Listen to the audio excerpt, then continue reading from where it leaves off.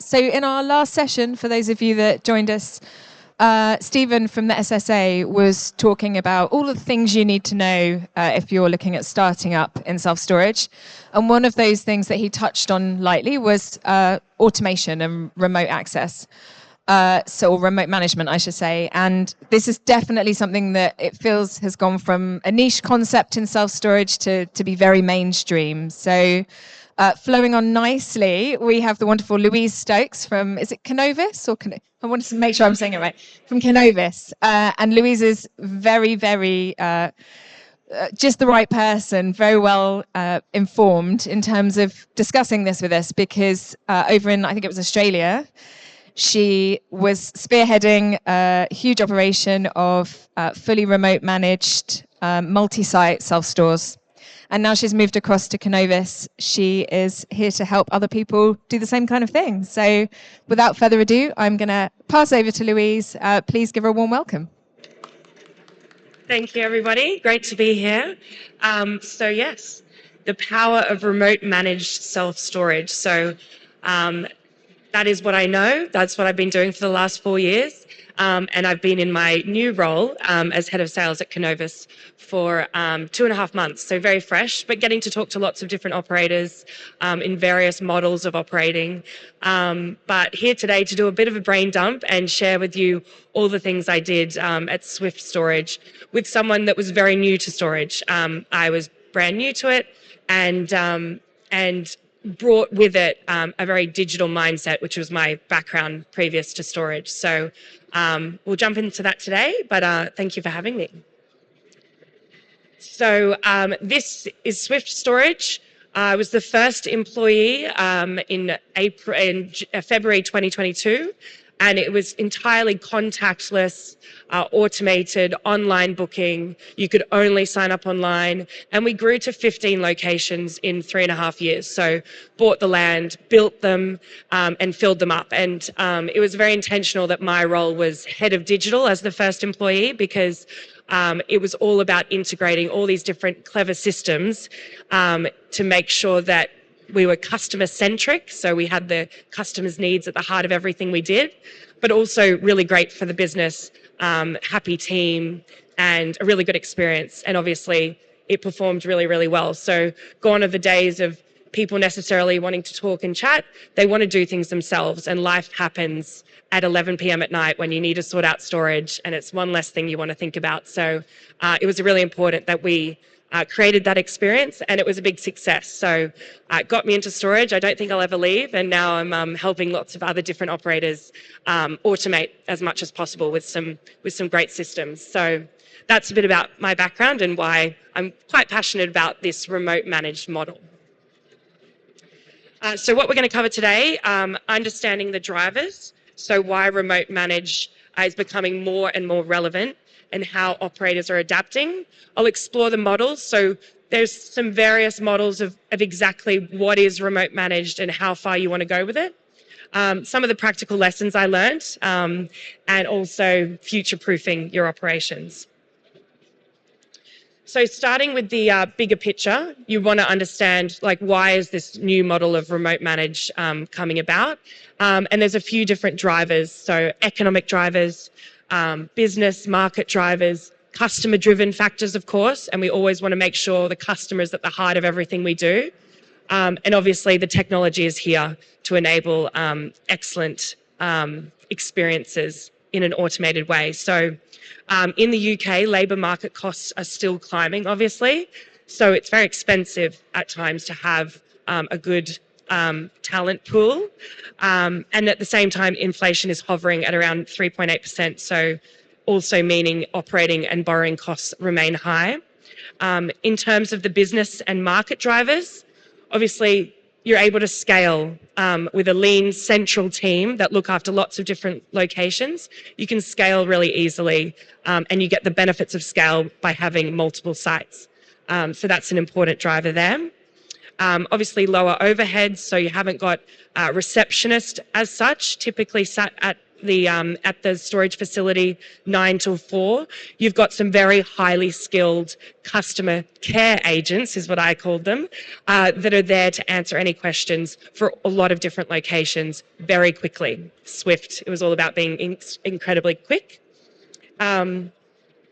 And then you've got a good environment for your team. So talent retention, so customer service roles, as I said, are completely high value. It's important that the customers' queries are answered really quickly in a very clear way. So that's very important. And it's obviously appealing to investors. So a lean, tech-enabled model delivered predictable margins. So, and obviously a strong return on investment. Going back to the point about customer expectations, we have an expectations as the consumer that we should manage everything out online ourselves. So your website definitely serves as the focal point to answer a lot of those questions. We do know that a lot of people don't quite understand storage from the outset. They might need it. It's a necessity. So you want to have things like storage calculators and lots of FAQs. So your website should really be clear, friendly, and accessible so people can do things themselves, regardless of age or demographic.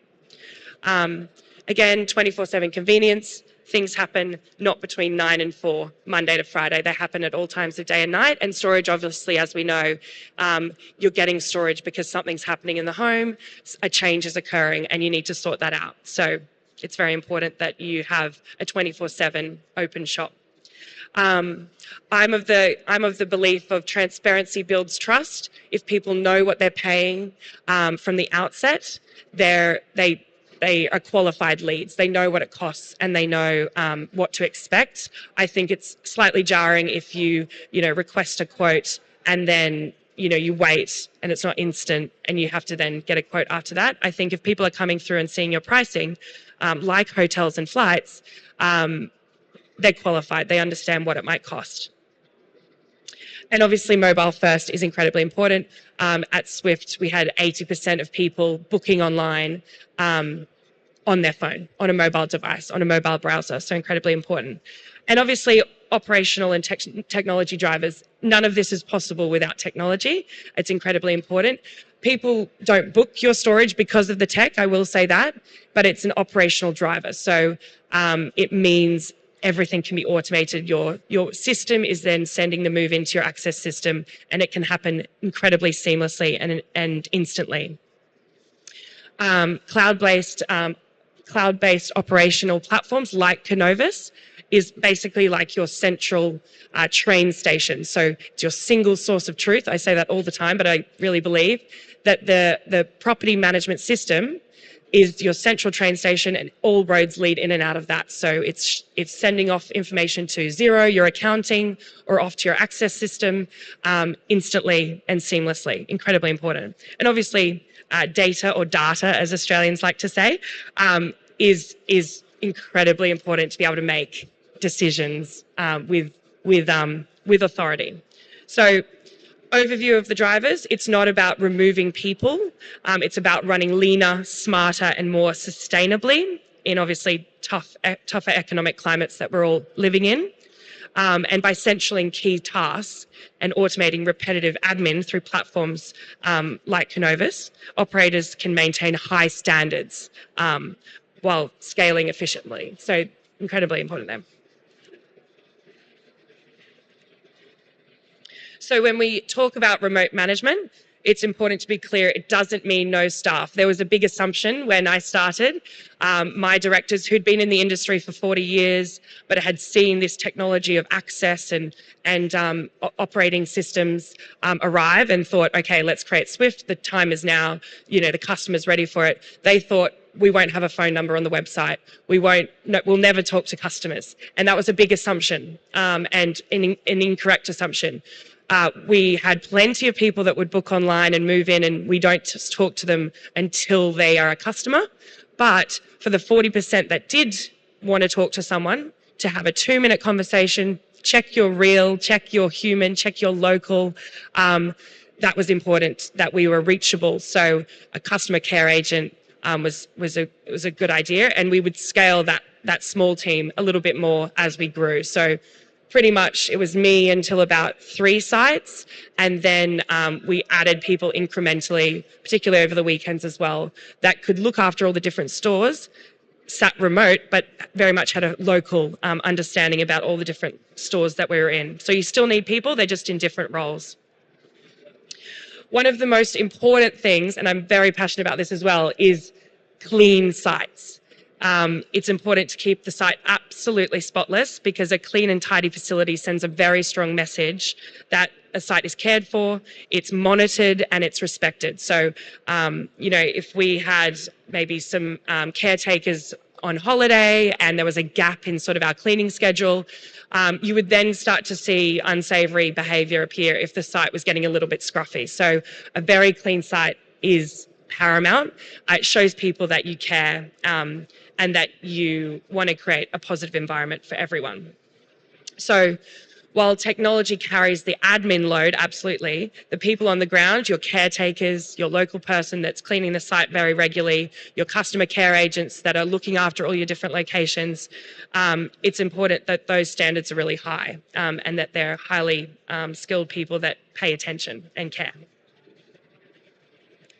So these are the different models I've sort of identified. The full service model is pretty much like a business class airline ticket. So these sort of models might be in central London or central Sydney, where you've got someone there, they might be doing parcel dispatch, helping e-commerce businesses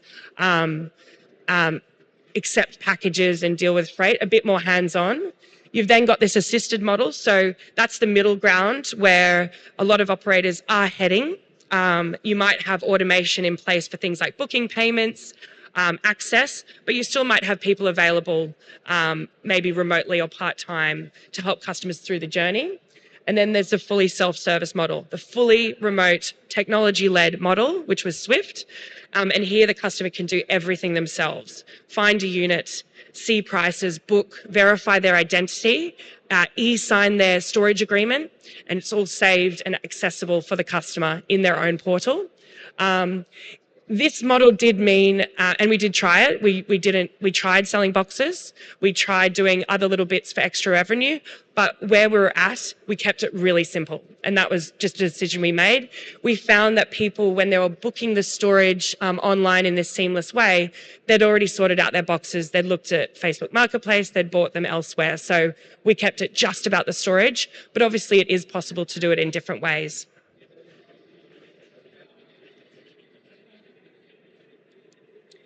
So looking ahead in terms of the industry, I would say, self-storage is growing, self-service is growing, and full service is there. But I think by around 2030, assisted and self-service models will likely dominate.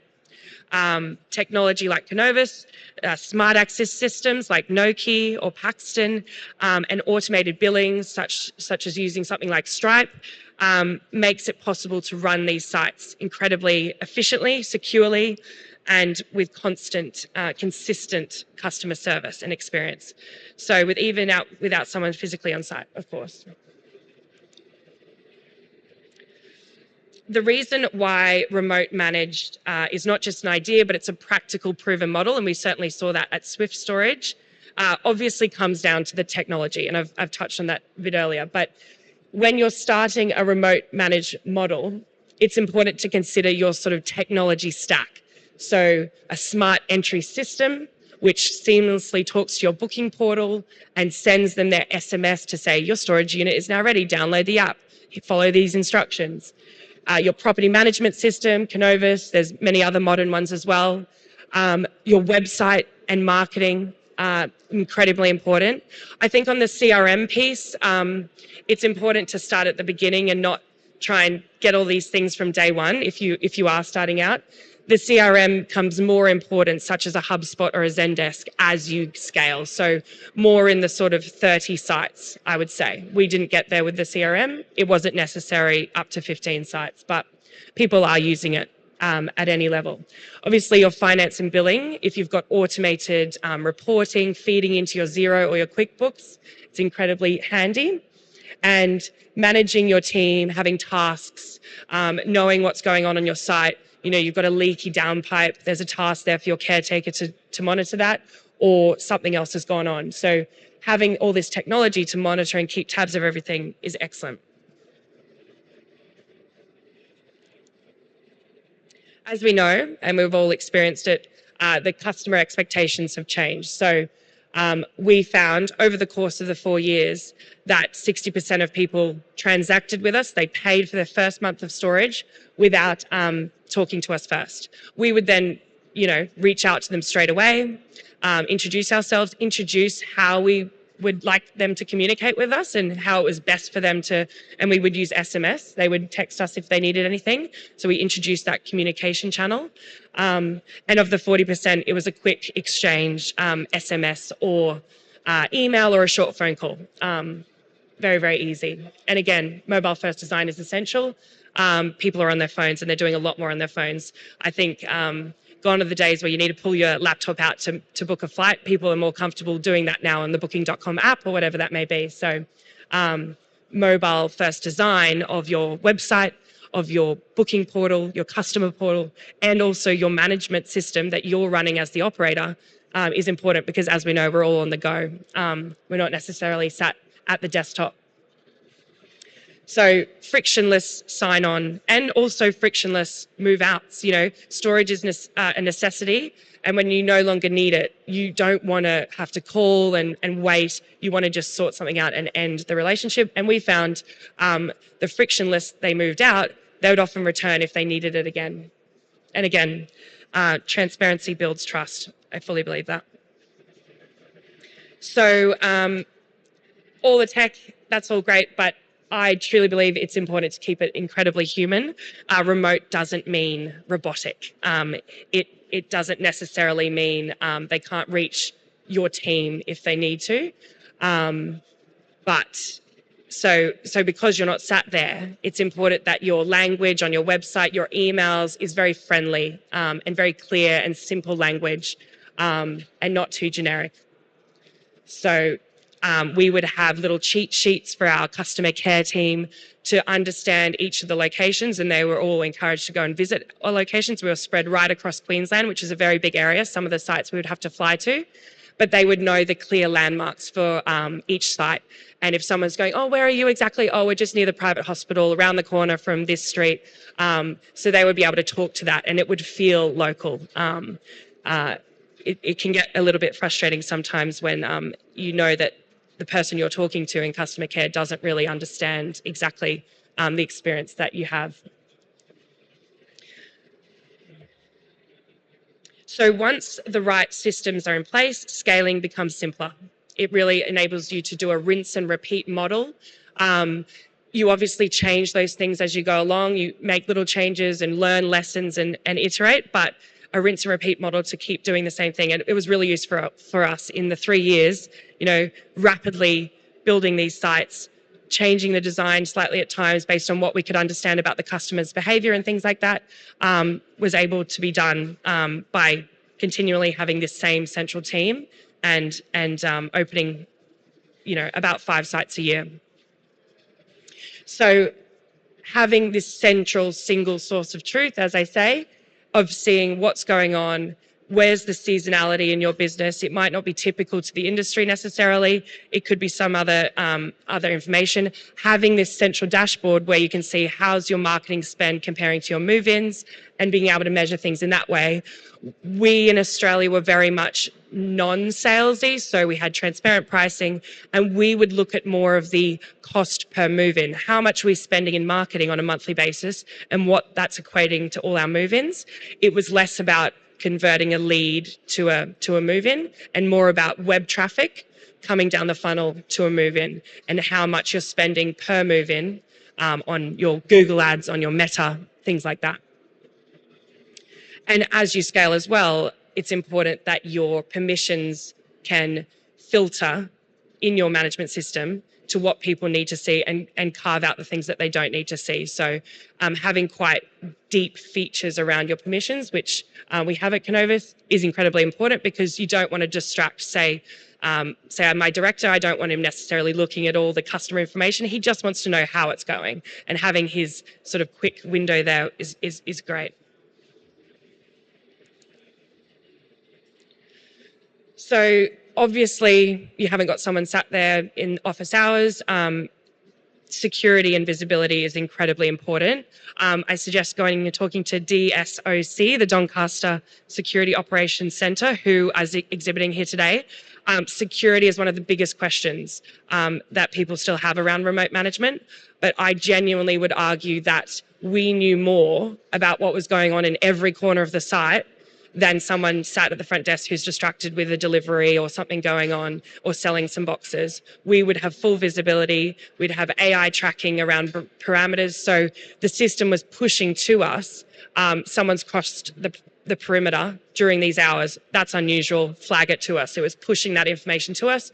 We would know more. We'd check the cameras and check it out. So I would argue remote sites can actually be more secure than staffed ones with the lens of technology through cameras and AI tracking, which are getting cheaper and cheaper as we go along. So getting real-time alerts is great.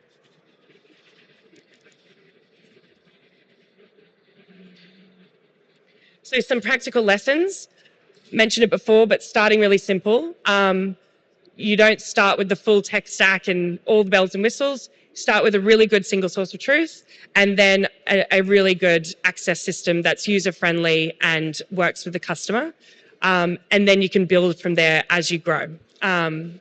Choosing the right partners, it's a partnership. It's definitely a tech partnership, and there'll be bumpy days where there's a bit of a pain point and you've got to work it out together.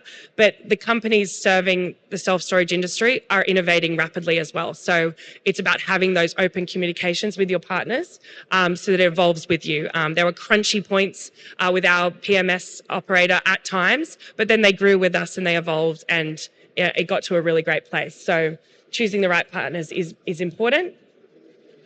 And the sort of digital mindset you have in your team, so that spirit of curiosity about new platforms coming along or different tools and efficiencies you can have, particularly in AI, is important. So encouragement in your team to not be doing things too manually and repetitive all the time. We're now in an age where AI really enables a lot of efficiencies around that while still being human. And it's actually a better experience for your team to not be doing the same thing over and over, and using the power of tech. And obviously data. But I think testing and experiment is important. We would try things, they didn't work, we dropped them. Things like that. That sort of approach works really well. So how do we actually future-proof our businesses? The truth is technology and expectations are moving very quickly. Expectations that the customer has. People expect instant access, mobile convenience, complete transparency, and the technology supporting that has finally made it to make it really simple. So I think the real winners in this industry are people that grasp some of these things, work with the right partners who can guide them. It's not, you don't have to be a big tech head. I used to get called a bit of a tech head, but within your team, it's just about talking to the people that are in this space and getting ideas and sharing, peer-to-peer in the industry as well. I'll echo Stephen's presentation. The storage industry globally is super open and sharing of ideas, and that's incredibly useful to gain inspiration in those areas.